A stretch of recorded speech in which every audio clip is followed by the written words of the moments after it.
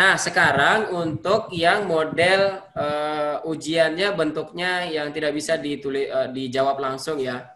Kalau true false, pilihan ganda, link and match itu masih bisa. Nah, sekarang bagaimana dengan tugas makalah, tugas PowerPoint, apalagi tugas-tugas yang bentuknya pengumpulan ya Bapak Ibu sekalian. Nah, itu pakainya ini misalkan saya contohkan di mana Ibu? Di pertemuan berapa? Satu. Pertemuan 1 ya, saya contohkan di sini ya. Maka Bapak Ibu di sini ada add activity, pakainya yang assignment. Add activity, bawah ya. Ya, add activity di pertemuan satunya, kemudian pilih assignment. Oke, kita klik assignment, kita add. Nah, seperti biasa kita akan diminta untuk mengorganisasi, contoh nama, misalnya apa namanya Bu kira-kira? Tugas satu. Latihan 1 ya, 31. Latihan 1, oke boleh. Di deskripsi. Jadi begini Bu, tugas itu kan ada dua bentuk ya Bu. Ada tugas yang bentuknya instruksi saja, ada tugas yang bentuknya memberikan form atau template atau lain sebagainya ya. Kalau tugas yang bentuknya hanya instruksi, contoh misalnya hanya instruksi, buatlah makalah dengan judul aljabar linear. Ini contoh aja. Linear. Udah lama saya nggak belajar matematik. Baik, ini contoh aja. Jadi cukup pakai di sini. Jangan lupa di display. Tapi kalau tugasnya ada instruksi kerja, ada form, ada sesuatu yang sifatnya banyak aturan, maka Ibu tinggal upload di sini Bu. Nih, upload. Filenya di-upload. Boleh dalam bentuk PDF oke, dalam bentuk PPT, dalam bentuk PowerPoint oke, dalam bentuk Word oke. Karena sifatnya nanti ini di-download. Ya, sifatnya di-download. Oke, sampai sini aman ya Bapak Ibu sekalian. Jadi kalau bentuknya instruksi saja itu bisa tulis di sini. Tapi kalau dia bentuknya instruksi sama form itu di-upload filenya. Nah, ini seperti biasa, kalau kita mau pakai waktu maka dicentang. Kalau nggak pakai waktu maka jangan dicentang. Waktunya tinggal diatur sesuai aja. Ini kapan boleh ngumpulin? Kapan mulai boleh ngumpulin? Jadi kapan boleh submission? Kemudian kapan waktu terakhir? Ada waktu terakhir. Kemudian kapan waktu nggak bisa ngupload sama sekali? Jadi kalau aturan yang due date ini dia sudah berakhir tapi masih bisa ngupload mahasiswa. Nah, kalau yang cut off date ini dia tidak bisa ngupload sama sekali tugasnya. Ya, Bapak Ibu. Terserah itu Bapak Ibu pakai yang mana. Kalau remind to grade ini adalah untuk kita. Kita nanti akan ada warning untuk memberikan grading. Menilai lah istilahnya, memeriksa tugas. Nah, selanjutnya di sini yang penting ada dua metode pengumpulan yang bisa Bapak Ibu pilih. Terserah, ini tergantung pada metode ujian tugasnya. Pertama, metode menulis langsung online. Artinya ketika dia klik assignment, dia baca tugasnya langsung klik di situ. Makanya harus dicentang. Dia bisa nulis di situ. Oke. Tapi kalau Bapak Ibu mau dia mau metodenya upload, misalnya kalau tugas makalah kan nggak mungkin ngetik di situ karena nanti ada aturan kiri kanan, aturan font dan lain sebagainya. Itu agak rumit kalau dalam sistem. Maka dia upload. Nah, maka centang yang ini, file submission. Kalau mau dua-duanya boleh, silakan klik dua-duanya. Nggak masalah. Nah, kalau saya biasanya kalau soalnya soal IC, Bapak Ibu sekalian, itu saya nggak pakai file, saya langsung ketik online. Jadi ketika dia buka ini, waktunya berjalan, maka dia harus ngisi di online. Ya, jadi boleh dua-duanya, boleh pilih salah satu. Bapak Ibu boleh, biasanya kita kalau suruh merangkum sesuatu, kita berikan mereka batasan jumlah kata, betul ya? Nah, ini boleh ditaruhin. Oke, silakan buat rangkuman tapi maksimal 150 kata. Nah, itu contohnya. Oke, Bapak Ibu.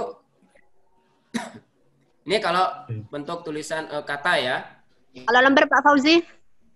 Kalau lembar nggak masalah Bu, itu file. Oh iya ya. Nanti bentuknya file. Ini kata yang kalau nulis. Jadi nggak boleh lebih katanya nggak boleh lebih dari 150 misalnya saya. Kalau file banyak file. Berapa file yang boleh diupload? Kan biasanya kalau tugas 1, ya boleh Bapak Ibu naruh berapa file terserah. Oke. Selanjutnya maksimum submission besar besar filenya boleh diatur. Dan ini pertimbangan ini pastinya harus berkoordinasi dengan tim sistem.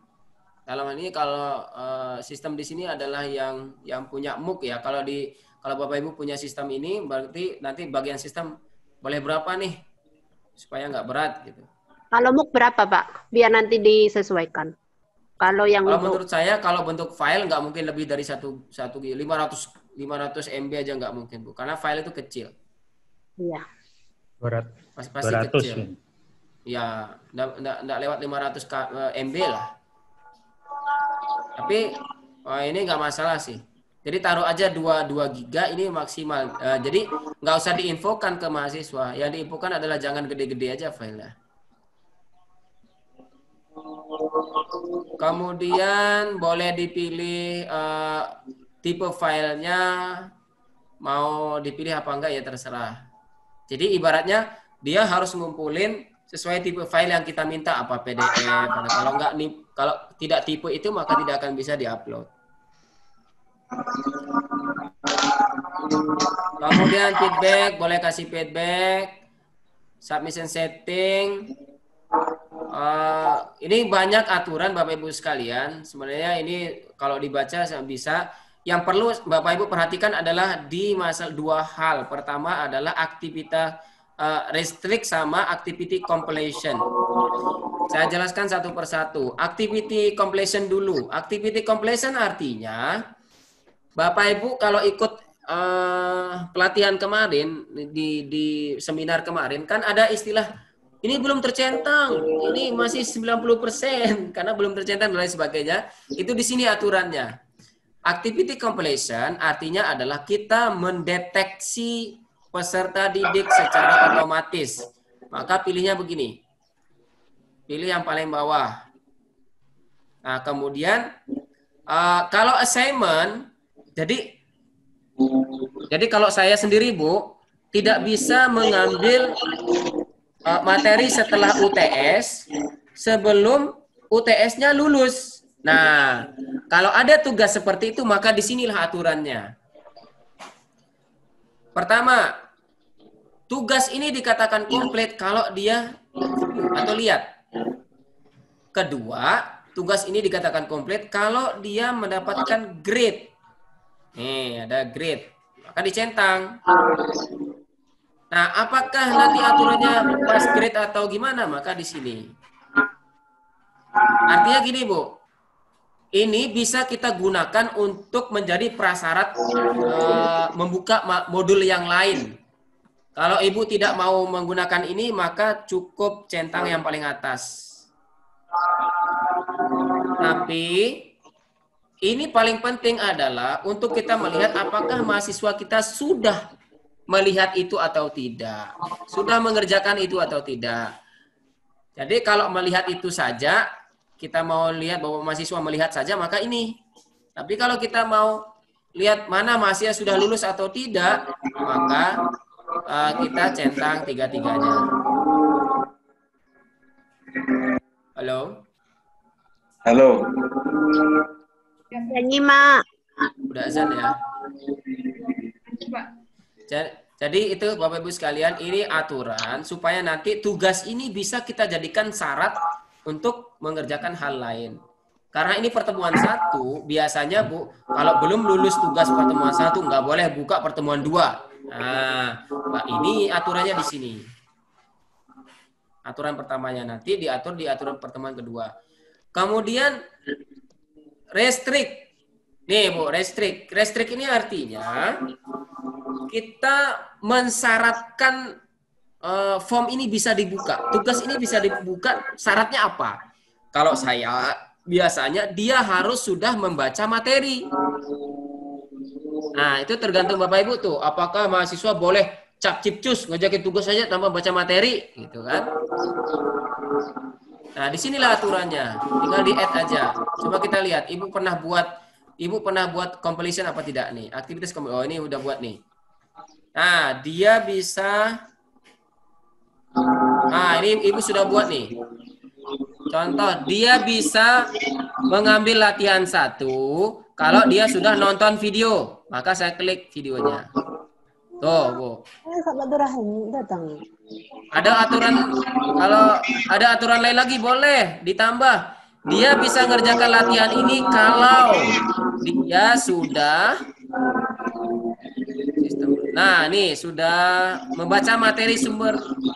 Kalau dia sudah membaca materi pengantar sistem pembelajaran linear. Oh. Jadi mahasiswa di sini bisa ngambil tugas 1, syaratnya 2. Nonton video sama membaca materi.